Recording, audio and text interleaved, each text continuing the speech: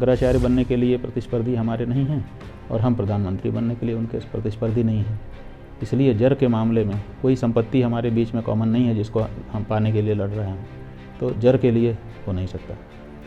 ज़मीन, उनके पिता अलग हैं, हमारे लोग अलग हैं, उनकी ज़मीन अलग है, हमारी अलग है और हमने कोई दावा भी नहीं रखा है। जोरू, वो उनका विवाह हुआ है, पत्नी के साथ वो नहीं रहते हैं, हम तो ब्रह्मचारी हैं, तो उससे भी हम उनको भी लेना देना नहीं, हमें भी लेना देना नहीं। तो किस चीज़ के लिए हमारी शत्रुता होगी? जब उन्होंने काशी में मंदिर तोड़े और मंदिर के अंदर स्थापित मूर्तियों को बेदर्दी से तोड़ दिया गया और उनको मलबे में फेंका जाने लगा, तो हमको अच्छा नहीं लगा।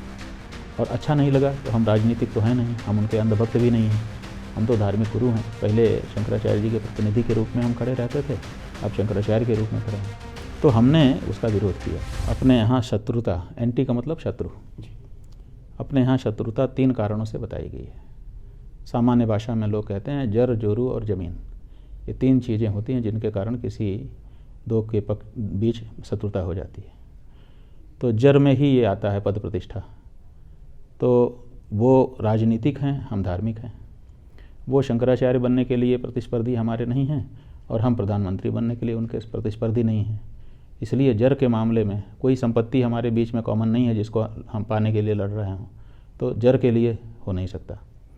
ज़मीन, उनके पिता अलग हैं, हमारे लोग अलग हैं, उनकी ज़मीन अलग है, हमारी अलग है और हमने कोई दावा भी नहीं रखा है।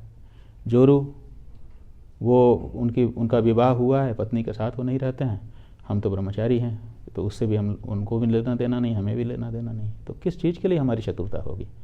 तो जो ये एंटी मोदी वाली बात कही जा रही है, ये तो कोई जवाब न होने के कारण और हमारी आपत्तियों को विषयगत रूप से खारिज न कर सकने के कारण लोगों के द्वारा इस तरह की बात कही जाती है। असल में देखा जाए तो जो लोग हमको एंटी मोदी कह रहे हैं वो एंटी मोदी हैं।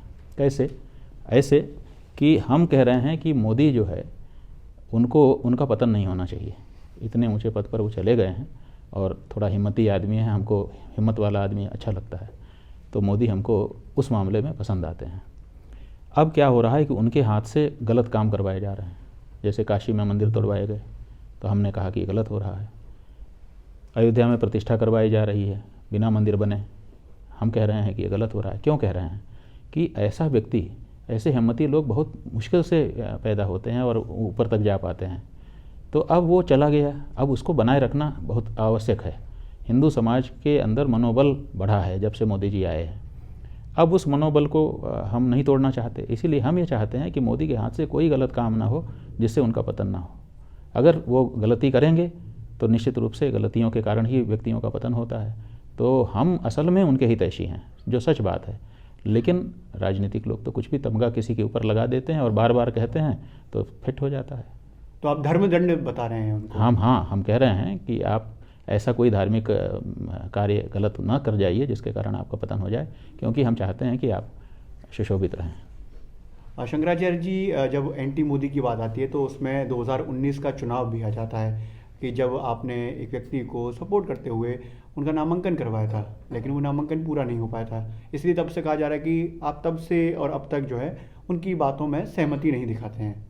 हालांकि इसका एक बड़ा अलग पक्ष भी है कि 10 साल पहले एक जो सद्भावना मिशन था, आपने उसमें प्रधानमंत्री नरेंद्र मोदी का सपोर्ट किया था कि जब उन्होंने टोपी को अस्वीकार कर दिया था। उसके बाद 2014 में उनका सपोर्ट किया, लेकिन फिर बाद में चीज़ें इधर उधर उथल पुथल में गईं। ठीक है, आपने इसका मतलब कुछ अध्ययन किया है तो आप पाते हैं ना हमारे ही बारे में कि हमने किसी समय मोदी जी का समर्थन किया और हम चाहा कि वो ऊपर आएँ, प्रधानमंत्री हमारे देश के बने। क्यों? क्योंकि हम चाहते थे कि एक अच्छा मजबूत व्यक्ति प्रधानमंत्री के पद पर आए और विशेष करके जो हम हिंदुओं को भी समर्थन करता हो। तो ऐसी परिस्थिति में वो ऊपर आए, हमने उनका कभी विरोध नहीं किया। जब उन्होंने काशी में मंदिर तोड़े और मंदिर के अंदर स्थापित मूर्तियों को बेदर्दी से तोड़ दिया गया और उनको मलबे में फेंका जाने लगा, तो हमको अच्छा नहीं लगा। और अच्छा नहीं लगा तो हम राजनीतिक तो हैं नहीं, हम उनके अंधभक्त भी नहीं हैं, हम तो धार्मिक गुरु हैं। पहले शंकराचार्य जी के प्रतिनिधि के रूप में हम खड़े रहते थे, अब शंकराचार्य के रूप में खड़े हैं, तो हमने उसका विरोध किया। अब समस्या ये थी उस समय, आप नहीं समझ सकेंगे, कि कोई अखबार, माने छोटा सा चौराहे पर भी कोई छोटा सा मंदिर अगर तोड़ा जाता है तो अखबारों में फ़ोटो छपता है और भीड़ दिखाई जाती है काशी में इतने मंदिर 500-500 साल, 600-600, 800-800 साल पुराने तोड़ दिए गए, उनकी मूर्तियाँ तोड़ करके फेंक दी गई, लेकिन कोई अखबार छापने को तैयार नहीं था। केवल आपका एक इंडिया टुडे है, इंडिया टुडे ने एक स्टोरी उस पर छापी और उस पर पूरा लेख बनाया, लेकिन उसके बाद वो भी चुप हो गया। बनारस का कोई अखबार एक लाइन नहीं छाप रहा था, कोई टेलीविज़न बोलने को तैयार नहीं था। और हमारे मन में पीड़ा थी कि मंदिर तोड़ दिए गए, लोगों को पता ही नहीं चल रहा है। तो हमने सोचा कि क्या करें, तो हमने एक साधु को तैयार किया कि भाई तुम इनके खिलाफ़ खड़े हो, तो जब खड़े होगे तो लोग पूछेंगे कि तुम भाई हिंदू होकर के, साधु होकर मोदी के खिलाफ़ क्यों खड़े हो, तो तुमको ये बताने का अवसर होगा कि ये मंदिर तोड़ रहे हैं।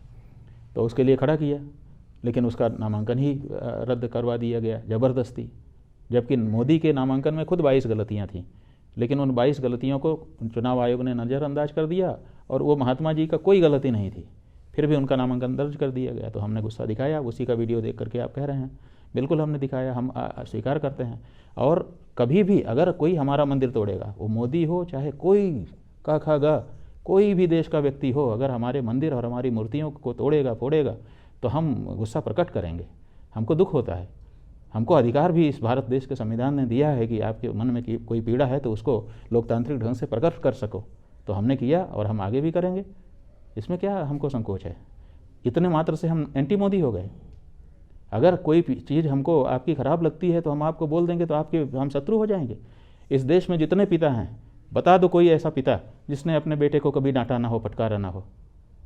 गलती पर डांटता है, फटकारता है, इसका मतलब वो अपने बेटे का एंटी हो जाता है। कई बच्चे अपने माता पिता से बहस कर लेते हैं, अस्वीकार देते हैं कि नहीं ये बात नहीं मानूंगा, तो वो एंटी माता पिता हो जाते हैं। अरे वो गलती केवल जिस अंश में बात रहती है उतने अंश में अपना विरोध दर्ज करते हैं। तो हमने भी मोदी के द्वारा किए जा रहे कार्यों में जहाँ धार्मिक मामला था, जहाँ पर बहुत ब्लंडर हो रहा था, बहुत बड़ी गलती हो रही थी, उसको रेखांकित करने के लिए अपनी बात उठाई। इसके कारण से अगर कोई हमको एंटी मोदी कहता है तो हम उसके बुद्धि पे हमको तरस आता है। सच बात यह है कि हम एंटी मोदी नहीं हैं, बल्कि मोदी को चाहने वाले व्यक्ति हैं।